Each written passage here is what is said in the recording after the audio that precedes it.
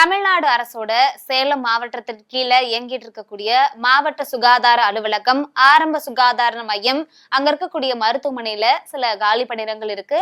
அதை நிரப்பும் பட்சத்துல இப்போ வேலை வாய்ப்புன்னு அறிவிச்சிருக்காங்க. இதுல மொத்தமா எத்தனை காலி பணியிடங்கள் இருக்கு அப்படின்னா 16 காலி பணியிடங்கள் இருக்கு.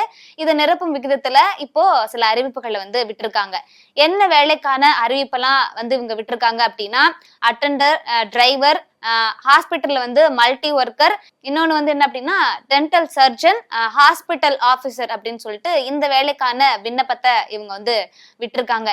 இதுக்கு எப்படி நீங்க விண்ணப்பிக்க முடியும் அப்படின்னா, தபால் மூலியமா மட்டும்தான் விண்ணப்பிக்க முடியும். சேலம் அப்படிங்கிற அதிகார இணையதளம் ஒண்ணு கொடுத்திருக்காங்க. அந்த இணையத்துல போய் நீங்க விண்ணப்பத்தை பதிவிறக்கம் செஞ்சுக்கணும். அந்த விண்ணப்பத்தை பதிவிறக்கம் செஞ்சதுக்கு அப்புறமா அந்த விண்ணப்பத்தை பூர்த்தி செஞ்சு உங்களுடைய கல்வி சான்றிதழ், அப்புறம் உங்களுடைய புகைப்படம், அப்புறம் சில பிற ஆவணங்கள்லாம் சேர்த்து அந்த தபால் மூலியமா அனுப்பி வைக்கணும் அப்படிங்கிற மாதிரி சொல்லியிருக்காங்க. அந்த தபாலுக்கு அனுப்ப வேண்டிய முகவரியுமே நாங்க கீழே கொடுத்துருக்கோம், நீங்க பயன்படுத்திக்க பாருங்க. இன்னும் நீங்க நிறைய விவரங்கள் நீங்க தெரிஞ்சுக்கணும் அப்படின்னாலும் அந்த சேலம் அப்படிங்கிற அதிகார இணையதளத்தை பயன்படுத்தி நீங்க தெரிஞ்சுக்கலாம். அந்த இணையதளத்துமே நாங்க கீழே கொடுத்திருக்கோம். இதுக்கு யாரெல்லாம் விண்ணப்பிக்கலாம் அப்படின்னா, தமிழ்நாட்டில் இருக்கக்கூடிய எல்லா மக்களும் தாராளமா விண்ணப்பிக்கலாம். ஆனா பணி நியமனம் எங்க போட்டிருக்காங்க அப்படின்னா சேலத்துலதான். இப்போ இந்த வேலைக்கு நீங்க விண்ணப்பிக்கணும் அப்படின்னா என்ன கல்வி தகுதி உங்களுக்கு இருக்கணும் அப்படின்னா, இப்போ நீங்க அட்டெண்டர், டிரைவர், மல்டி ஒர்க்கர் அப்படிங்கிற வேலைக்கு நீங்க விண்ணப்பிச்சீங்க அப்படின்னா நீங்க மேக்சிமம் 8ஆம் வகுப்பு படிச்சிருந்தாலே போதும் அப்படிங்கிற மாதிரி சொல்லியிருக்காங்க. அதுலயும் முக்கியமான ஒரு விஷயம் என்ன அப்படின்னா, தமிழ் நல்லா படிக்கவும் தெரிஞ்சிருக்கணும், எழுதவும் தெரிஞ்சிருக்கணும் அப்படிங்கிற மாதிரி சொல்லியிருக்காங்க. இதுவே நீங்க இப்போ ஹாஸ்பிட்டல் ஆபீசர், இன்னொன்னு டென்டல் சர்ஜன் சொன்ன இல்லையா, இந்த வேலைக்கெல்லாம் அந்த துறை சார்ந்த படிப்புகளை படிச்சிருந்தீங்க அப்படின்னா உங்களுக்கு முன்னுரிமை கொடுக்கப்படும் அப்படிங்கிற மாதிரி சொல்லியிருக்காங்க.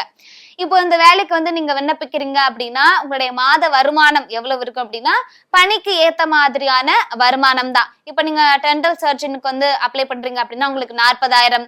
இப்போ நீங்க டிரைவர் இல்லைன்னா அட்டெண்டர் இந்த மாதிரியான வேலைக்கு நீங்க விண்ணப்பிக்கிறீங்க அப்படின்னா உங்களுக்கு 10,000 அப்படின்னு சொல்லியிருக்காங்க. இதே ஹாஸ்பிட்டல் ஆபீசர் அப்படின்னா 34,000 வரைக்கும் இருக்கலாம் அப்படிங்கிற மாதிரி சொல்லியிருக்காங்க.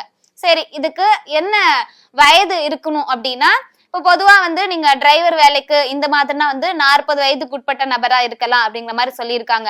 இந்த டிரைவர் வேலைக்குமே என்ன சொல்லியிருக்காங்க அப்படின்னா, உங்களுக்கு அதுல பயிற்சி பெற்ற நபரா இருக்கணும். அதாவது 1 வருஷமாச்சும் நீங்க டிரைவிங் கிளாஸ் போயிருக்கணும், அதற்கான சான்றிதழ் இருக்கணும், இப்போ லைசன்ஸும் வச்சிருக்கணும் அப்படிங்கிற மாதிரி சொல்லியிருக்காங்க.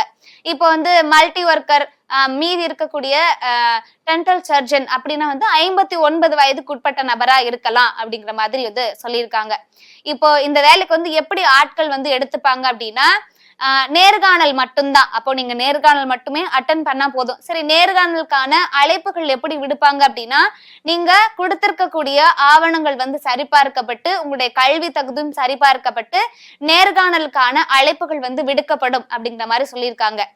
இந்த வேலைக்கு விண்ணப்பிப்பதற்கான கால அவகாச நாட்களுமே கொடுத்திருக்காங்க. அது என்னைக்கு அப்படின்னா 22/9/2025 இந்த நாள் தான் இந்த வேலைக்கு விண்ணப்பிப்பதற்கான கடைசி அவகாச நாளா கொடுத்திருக்காங்க. சோ யாரெல்லாம் இந்த வேலை வாய்ப்பினை நான் பயன்படுத்திக்கணும் அப்படின்னு சொல்லிட்டு விரும்புறவங்களோ தாராளமா இந்த வேலை வாய்ப்பினை பயன்படுத்திக்க பாருங்க.